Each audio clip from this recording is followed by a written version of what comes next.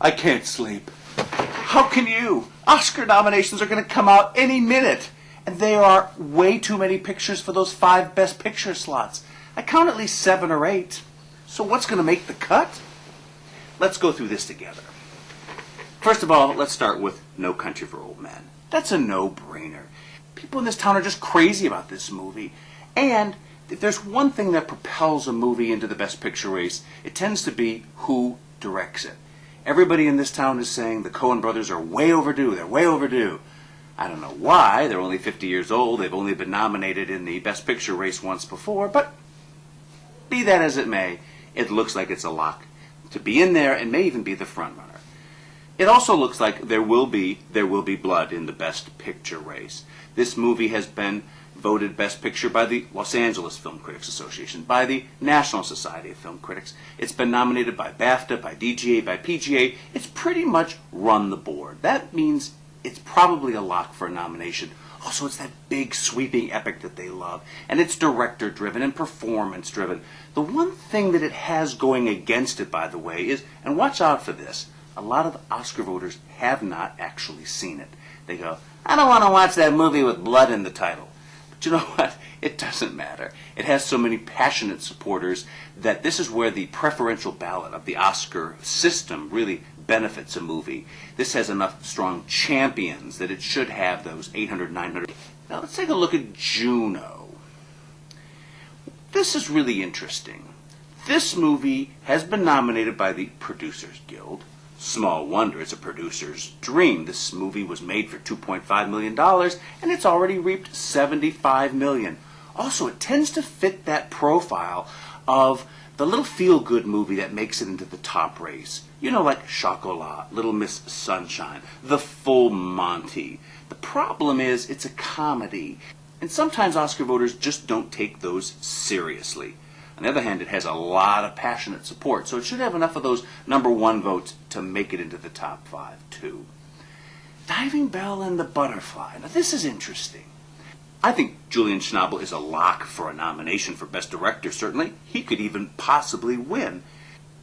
The problem with this movie is its subject matter. It's about a paraplegic. Remember that movie a few years ago, The Sea Inside? It won Best Foreign Film, but that was only because in those categories, voters actually have to watch the movie. Everybody thought that Javier Bardem was going to be nominated for Best Actor for Sea Inside. It didn't happen. Why? Because they didn't watch the movie. So even though there's all this carrying on about Diving Bell going on in Hollywood right now, are they really watching this movie or just saying these things? Look, there often is that little foreign language film in the top 5. Look, like Il Pastino, or just last year, Letters from Iwo Jima. So it does have a good chance of making it. What about American Gangster? This is really interesting. If you look through the lists in past years of the top grossing movies of a given year, let your eye fall down on the top grossing serious movie of the year.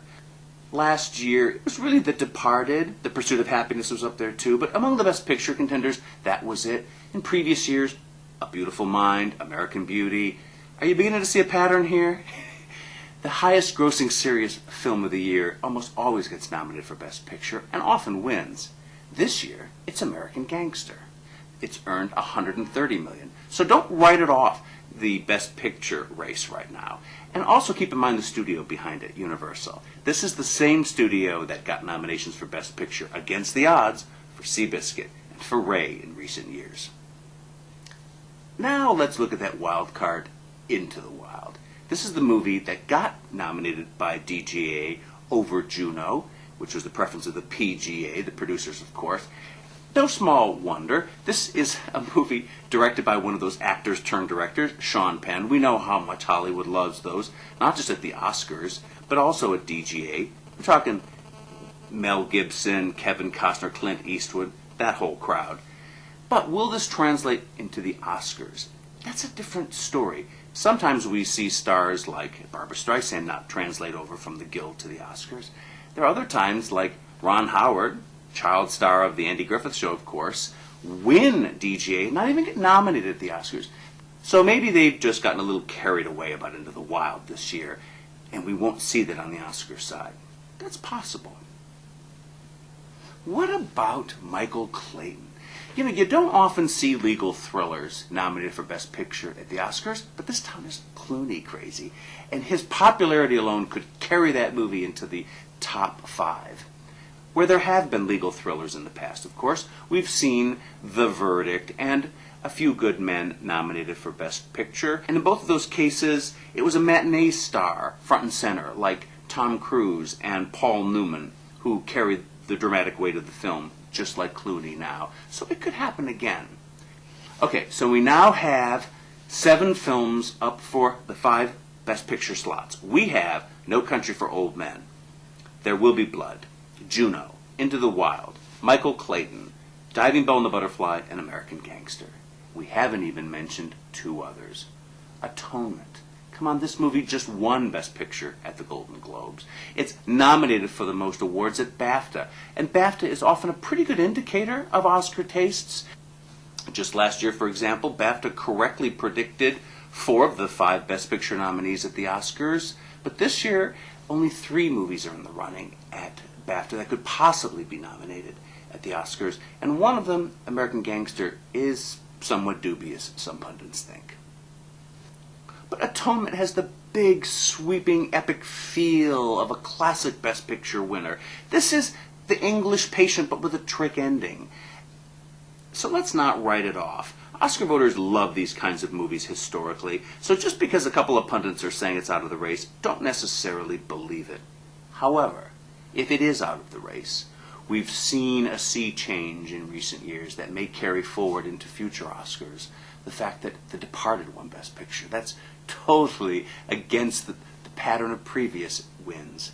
And this year, if No Country for Old Men follows that, we're looking at a very different Oscars than the type of award that used to automatically embrace the big sprawling epic like Out of Africa and The Last Emperor. But why, oh why they have abandoned My Sweeney Todd, I just don't understand it. This is a movie that the New York Times says is close to a masterpiece. It's earned more money than Michael Clayton, a few $1 million more, and it's got that R rating and a few other handicaps too, like it happens to be about a serial killer and cannibalism. But for some crazy reason, those Oscar voters just get all squeamish about the blood in this movie. Oh, come on. They spill more of the real stuff down the halls of Hollywood studios every day. I think they just got something against musicals these days. Come on, it's no longer the era of The Sound of Music or Oliver. They'll vote for a musical these days if it's got Catherine Zeta-Jones and Nicole Kidman as shady ladies who want to go to bed with them. But God help a Dream Girl or a Sweeney Todd.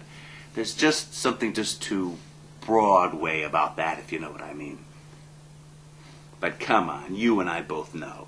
If this movie featured Clint Eastwood singing Nothing's Gonna Harm You, Not While I'm Around, they'd be checking off Sweeney so fast that this movie would slash its way through the Best Picture race victorious, and that creepy guy with a bad haircut in No Country for Old Men wouldn't have a prayer. At least he wouldn't sleep well the night before the Oscars. I think I can do that now. Just fine. Good night.